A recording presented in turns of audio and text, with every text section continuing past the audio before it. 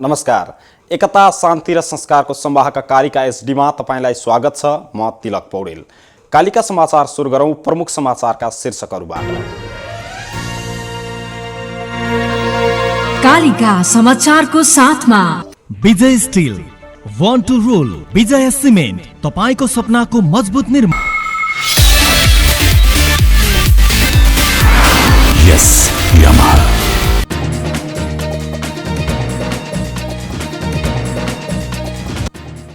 पछिल्लो 24 घण्टामा नेपालमा कोरोनाका नयाँ संक्रमित देखिएनन्। 1252वटा नमुना परीक्षणमा नेगेटिभ।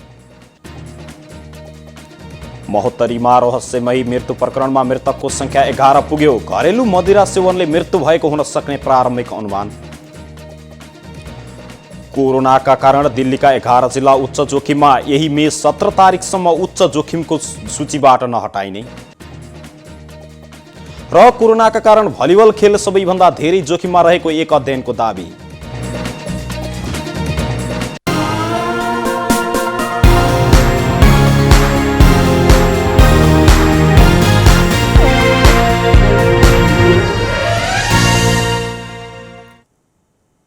कालिका समाचार सुरु गरौं राष्ट्रिय समाचारबाट। पछिल्लो 24 घण्टामा कोरोना भाइरस अर्थात् कोभिड-19 को नयाँ संक्रमण देखिएको छैन। पछिल्लो 24 घण्टामा परीक्षण भएका 1252वटा नमुनाहरू नेगेटिभ आएको स्वास्थ्य तथा जनसङ्ख्या मन्त्रालयका प्रवक्ता विकास देवकोटाले जानकारी दिनुभएको छ। अहिले नेपालमा 59 जनामा कोरोना भाइरस संक्रमण पुष्टि भएको छ। यस्तै यसमा 49 पुरुष र 10 जना महिला रहेका छन्। संक्रमित मध्ये 16 जना उपचारपछि निको भएर घर समेत फर्किसकेका छन्। अहिले विराटनगरमा 31 र वीरगञ्जमा 8 जना उपचाररत रहेका छन्। यसैगरी रूपन्देही, नेपालगञ्ज, भरतपुर र धनगढीमा एक जना उपचाररत रहेको प्रवक्ता देवकोटाले बताउनुभयो। अहिलेसम्म पीसीआर विधिबाट 13,098वटा परीक्षण भएका छन्। यसैगरी आरडीटी विधिबाट 48,529 जनाको रिपोर्ट परीक्षण भएका छन्। यस्तै प्रदेश नम्बर 1 मा 5,282, प्रदेश नम्बर 2 मा 5,687, बागमती प्रदेशमा 5,515वटा आरडीटी परीक्षण भएका छन्। त्यसैगरी गण्डकी प्रदेशमा 5,411वटा परीक्षण भएका छन् भने प्रदेश नम्बर 5 मा 4,240, कर्णाली प्रदेशमा 5,571 र सुदूरपश्चिममा 13,823वटा आरडीटी परीक्षण भएका छन्। देशैभरि हालसम्म 22,978 जना क्वारेन्टाइनमा रहेका छन्। काठमाडौँ उपत्यकामा 4 र बाहिर 85 जना गरी 89 जना अहिले विभिन्न अस्पतालको आइसोलेसन वार्डमा उपचाररत रहेका छन्। महोत्तरीको भङ्गाहा र बर्दिवास नगरपालिका जोडिएका बस्तीमा अज्ञात रोगले मर्ने मृतकको संख्या 11 पुगेको छ। शनिबार बर्दिवास 12 स्थित इटा भट्टामा काम गर्ने 55 वर्षीय भारतीय नागरिक मोतीलाल प्रजापति र जमुनियाका 48 वर्षीय पलट शाहको मृत्यु भएपछि मृतकको संख्या 11 पुगेको जिल्ला प्रहरी कार्यालयले सुनाएको छ। बर्दिवास 12 मेघरोल र भङ्गाहा 7 मेघनाथ गोरहन्नामा गत मंगलबार यता शुक्रबारसम्म 8 जनाको मृत्यु भइसकेको छ। मृत्यु हुनेमा बर्दिवास 12 का 4, भङ्गाहाका 7 र 6 का भङ्गाहा 6 का पनि 1 रहेको बताइएको छ। त्यस्तै भङ्गाहामा 6 जना अहिलेसम्म मृत्यु भएका छन् भने सो कार्यालयले जानकारी दिए अनुसार तीनै वडाका बस्ती एक अर्कासँग जोडिएका छन्। भङ्गाहा नगरपालिकाका प्रमुख सञ्जीव कुमार शाहले घरेलु मदिरा सेवनले गर्दा ती मृतकहरूको मृत्यु हुन सक्ने प्रारम्भिक अनुमान गरिएको पनि बताइएको छ। बर्दिवास नगरपालिकाका प्रमुख विदुर कुमार कार्कीले मृत्युको कारण सब परीक्षण जाँचले निक्रेउल गर्ने जानकारी दिनुभयो। स्वास्थ्य सेवा विभाग, एपिडेमियोलोजी तथा रोग नियन्त्रण महाशाखाबाट शनिबार डाक्टर अमृत पोखरेल र विश्व स्वास्थ्य संगठनका डाक्टर सुदीपा खड्का र जिल्ला स्वास्थ्य कार्यालय महोत्तरीको टोली पनि सो बस्तीमा पुगेको छ। टोलीले बिरामीको लक्षणबारे पाएको जानकारी र अन्य पक्षबाट समेत अनुसन्धान गरिरहेको डाक्टर पोखरेलले बताउनुभयो। मृतक मध्ये सिकेन्द्र सिंह र सुखदेव सिताई महराको सब परीक्षण गरिएको छ।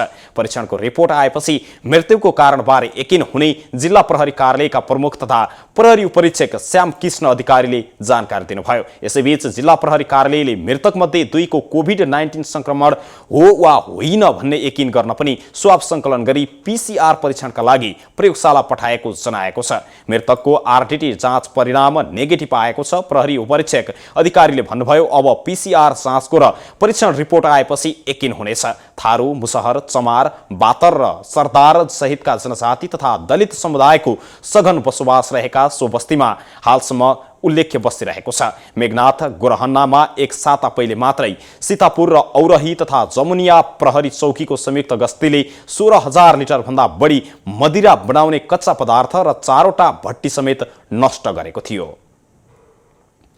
सोलुखुम्बुको नेचा सल्यान गाउँपालिका 2 सल्यानमा झाडापाखाला तथा जन्डिसका बिरामीहरू बढ्दै गएका छन्। साबिक सल्यान गाविसको वडा नम्बर 1 र 3 का करिब 40 जना भन्दा बढीमा सो रोग देखिएको वडा अध्यक्ष भेषकुमार वास्तोलाले जानकारी दिनुभयो। वडा अध्यक्ष वास्तोलाका अनुसार एकै परिवारका 4 जनासम्म बिरामी परेका छन्। झाडापखाला मात्र नभई बिरामीलाई आउँ समेत रहेको अनुमान गरिएको तथा ल्याब परीक्षणबाट यकिन हुने अध्यक्ष वास्तोलाको भनाइरहेको छ। साबिक वडा नम्बर 1 को चौतारा नेवार बस्तीका करिब 25 जनामा झाडापखाला तथा साबिक वडा नम्बर 3 का करिब 20 जनामा जन्डिस देखिएको छ। अध्यक्ष वास्तोलाले भन्नुभयो, हिजो मात्रै स्वास्थ्यकर्मी सहितको टोली गएर त्यस क्षेत्रको वास्तविकता बुझ्दा बिरामीको संख्या बढिरहेको पाइयो। एक सातादेखि बिरामीको संख्या अप्रत्याशित रूपमा बढ्दै गएपछि जिल्लाबाट चिकित्सक सहितको टोली समेत शुक्रबार नेचा सल्यान पुगेको छ। सरुवा रोग तीव्र गतिमा फैलिएकाले जिल्ला अस्पताल फाप्लुबाट चिकित्सक सहितको टोली सल्यान पुगेको जिल्ला स्वास्थ्य कार्यालय सोलुखुम्बुका निमित्त प्रमुख कर्मचन्द्र राजवंशीले जानकारी दिनुभएको छ। जिल्ला अस्पताल फाप्लुका डाक्टर र गाउँपालिकाका सबै स्वास्थ्यकर्मी सो क्षेत्रमा परिचालन गरिएको गाउँपालिकाले जानकारी दिएको छ। सो टोलमा प्रयोग हुँदै आएको पानीको मुहान दूषित भएकाले नै बिरामी परेको हुन सक्ने प्रारम्भिक अनुमान गरिएको छ। कतार एयरलाइन्सले नेपालमा 303 जना नागरिकको उद्धार गरेको छ। नेपालमा रहेको फ्रान्सेली दूतावासले गरेको चार्टर्ड जहाजमा 60 जना नेपाली तथा 243 जना विदेशी नागरिक बोकेर कतारको दोहाका लागि उडेको छ। कतार एयरलाइन्स मार्फत दोहा पुगेका नागरिकले त्यहाँ ट्रान्जिट बनाएर अन्य देश जाने त्रिभुवन अन्तर्राष्ट्रिय विमानस्थल कार्यालयले जनाएको छ। नेपालमा कोरोना भाइरसको संक्रमण बढ्दै गएको र लकडाउनका कारण नागरिक अप्ठ्यारोमा परेको भन्दै विभिन्न देशले उद्धार कार्य जारी राखिरहेका छन्। जिल्लाको बारेकोट गाउँपालिकामा रहेको प्राथमिक स्वास्थ्य केन्द्र लिम्सामा कार्यरत चिकित्सक नवीन सहनीमाथि स्थानीय युवाहरूले भौतिक आक्रमण गरेका छन्। आक्रमणबाट घाइते भएका सनहीको अनुहारमा 2वटा टाँका लगाइएको छ। हिजो साँझ केही युवाहरूले आक्रमण गरी चिकित्सकलाई घाइते बनाएको प्रमुख जिल्ला अधिकारी जनकराज पन्तले जानकारी दिनुभयो। उहाँका अनुसार चिकित्सक शनिमाथि आक्रमण गर्ने 3 जनालाई पक्राउ समेत गरी सदरमुकाम पुर्याइँदैछ।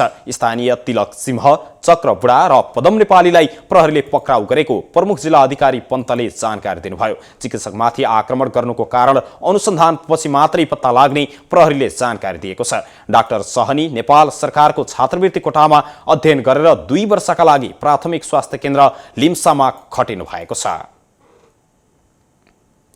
एकता, शान्ति र संस्कारको संवाहक कालिका एसडीमा प्रसारित कालिका समाचारमा पालो भएको छ विज्ञापनको। तर त्यसभन्दा अगाडि प्रमुख समाचारका शीर्षकहरू।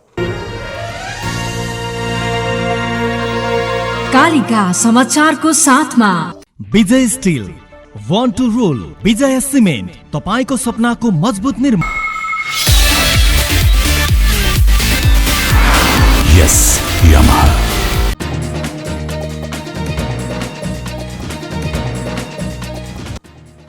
पछिल्लो 24 घण्टामा नेपालमा कोरोनाका नयाँ संक्रमित देखिएनन्। 1252वटा नमुना परीक्षण गर्दा सबै नेगेटिभ। महोत्तरीमा रहस्यमय मृत्यु प्रकरणमा मृतकको संख्या 11 पुग्यो। घरेलु मदिरा सेवनले मृत्यु भएको हुन सक्ने प्रारम्भिक अनुमान। कोरोनाका कारण दिल्लीका 11 जिल्ला उच्च जोखिममा। यही मे 17 तारिकसम्म उच्च जोखिमको सूचीबाट नहटाइने। र कोरोनाका कारण भलिबल खेल सबैभन्दा धेरै जोखिममा रहेको एक अध्ययनको दाबी।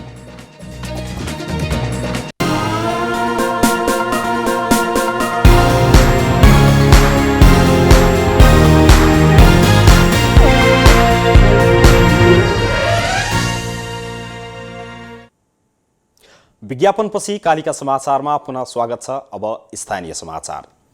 लकडाउनका कारण रगतको अभाव भइरहेका बेला नेपाल कम्युनिस्ट पार्टी नेकपा निकट अनेरासो बियु र राष्ट्रिय युवा सङ्घ जिल्ला कमिटी चितवनले वैशाख 11 गतेदेखि अभियानको रूपमा सुरु गरेको रक्तदान कार्यक्रम आज पनि जारी राखेका छन्। अनेरासो बियु चितवनका संयोजक प्रकाश आचार्यका अनुसार आज भरतपुर महानगरपालिका वडा नम्बर 12 स्थित नौरङ्गीको धनगडा मन्दिरमा भएको कार्यक्रममा 9 महिला सहित 81 जनाले रक्तदान गरेका छन्। प्रमुख अतिथि प्रदेश सांसद विजय सुवेदीको उपस्थितिमा रक्तदान भएको थियो। गत वैशाख 11 गते भरतपुर महानगरपालिका 1 रामनगरबाट घुम्ती रक्तदान कार्यक्रम सुरुवात गरिएको थियो। पहिलो दिन 81 जनाले रक्तदान गरेका थिए।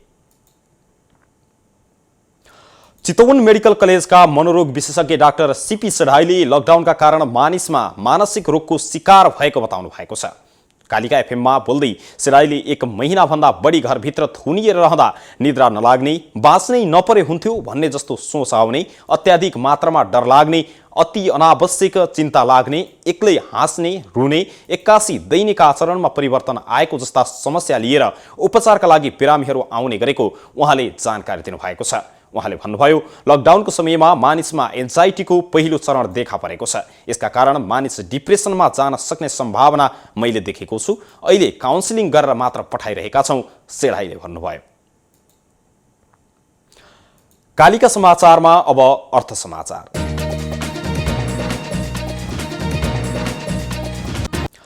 नेपाल राष्ट्र बैंकले नयाँ योजनालाई बजेट छुट्याउन नसकिने बताएको छ। चालु योजनाहरू अगाडि बढाउन अहिलेको स्रोत र सीमाहरू अपर्याप्त रहेकाले नयाँ योजनाका लागि बजेट छुट्याउन सक्ने अवस्था नरहेको बैंकले जनाएको छ। पाइपलाइनमा रहेका योजनाहरूलाई प्राथमिकतामा राखेर अगाडि बढ्नुपर्ने परिस्थितिमा नयाँ योजनाहरू आउन समय लाग्ने राष्ट्र बैंकले स्पष्ट पारेको छ। साना तथा घरेलु व्यवसायहरूलाई लक्षित गरी नेपाल राष्ट्र बैंकले पुनर्कर्जा सम्बन्धी कार्यविधि परिमार्जन गर्ने तयारी समेत गरेको छ। साना तथा घरेलु व्यवसायहरूलाई प्राथमिकतामा राख्ने गरी पुनर्कर्जा कार्यविधि गरिने राष्ट्र बैंकले जनाएको छ। पुनर्कर्जाको प्रक्रिया धेरै लामो भएकाले प्रयोगमा नआएको र ठूला खालका ऋणीहरूले मात्रै पहुँच रहेकाले कार्यविधि परिमार्जन गरिन लागिएको राष्ट्र बैंकले जनाएको छ। सरकारले पुनर्कर्जाको सीमा पनि विस्तार गरेको छ। सरकारले पुनर्कर्जाको सीमा विस्तार गरी 1 खर्ब पुर्याउने निर्णय गरेको छ। पुनर्कर्जाको कोषबाट प्रवाह हुने कर्जाको ब्याज दर घटाउने व्यवस्थाका लागि नेपाल राष्ट्र बैंकले व्यवस्था मिलाउनु पर्ने र साना तथा घरेलु उद्योगहरूको सञ्चालनका लागि आवश्यक पर्ने चालु पुँजी कर्जा सहुलियत दरमा उपलब्ध गराउन पनि सरकारले राष्ट्र बैंकलाई भनेको छ। कालिका समाचारमा अब अन्तर्राष्ट्रिय समाचार। भारतको दिल्ली प्रदेशका 11 जिल्लालाई उच्च जोखिमको सूची रेड जोनमा तत्काल नहटाइने भएको छ। दिल्ली प्रदेशका स्वास्थ्य मन्त्री सत्येन्द्र जैनले यही मे 17 तारिकसम्म 11 जिल्लालाई उच्च जोखिमको सूचीबाट नहटाइने आज जानकारी दिनुभएको छ। कुनै पनि जिल्लामा कोरोना भाइरसबाट संक्रमित बिरामीको संख्या 10 भन्दा बढी भएमा त्यस जिल्लालाई उच्च जोखिमको जिल्लाका रूपमा सूचीकृत गरिने व्यवस्था रहेको पनि उहाँले बताउनु भएको छ। केन्द्रीय स्वास्थ्य मन्त्रीले पनि शुक्रबार देशभरका 130 जिल्ला उच्च जोखिमपूर्ण जिल्लाको सूचीमा रहेको बताउनु भएको थियो। यही मे 4 तारिकदेखि देशव्यापी लकडाउनको म्याद फेरि थप्ने निर्णय भएकै दिन उहाँले रेड जोनमा रहेका जिल्लाहरूको सूची बनाइएको जानकारी दिनुभएको हो। उहाँका अनुसार अहिले देशभरिका 284 जिल्लालाई ओरेन्ज जोन र 319 जिल्लालाई ग्रीन जोनका रूपमा सूचीकृत गरिएको छ। मन्त्री जैनले केन्द्रीय राजधानी प्रदेशमा कोरोना भाइरसबाट संक्रमितको संख्या शनिबारसम्म 3740 पुगेको जानकारी दिनुभएको छ। कालिका समाचारमा अब खेल समाचार।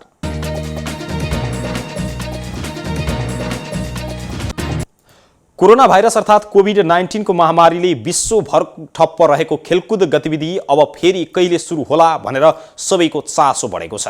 यसैबीच कोभिड-19 का कारण भलिबल खेल सबैभन्दा धेरै जोखिममा रहेको एक अध्ययनले देखाएको छ।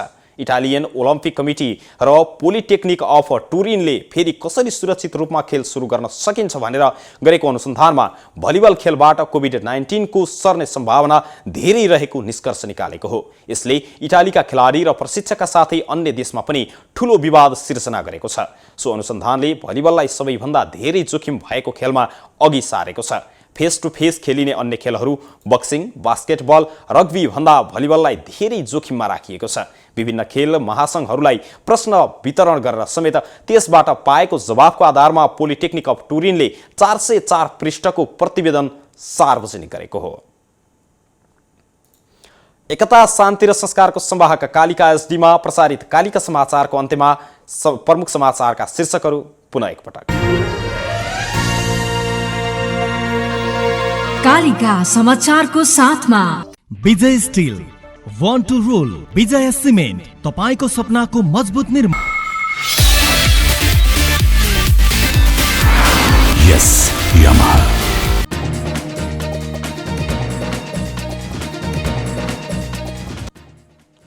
पछिल्लो 24 घण्टामा नेपालमा कोरोनाका नयाँ संक्रमित देखिएनन्। परीक्षण गरिएका 1252वटा नमुना सबै नेगेटिभ। महोत्तरीमा रहस्यमय मृत्यु प्रकरणमा मृतकको संख्या 11 पुग्यो। घरेलु मदिरा सेवनले मृत्यु भएको हुन सक्ने प्रारम्भिक अनुमान। कोरोनाका कारण दिल्लीका 11 जिल्ला उच्च जोखिममा। यही मे 17 तारिकसम्म उच्च जोखिमको सूचीबाट नहटाइने। र कोरोनाका कारण भलिबल खेल सबैभन्दा धेरै जोखिममा रहेको एक अध्ययनको दाबी।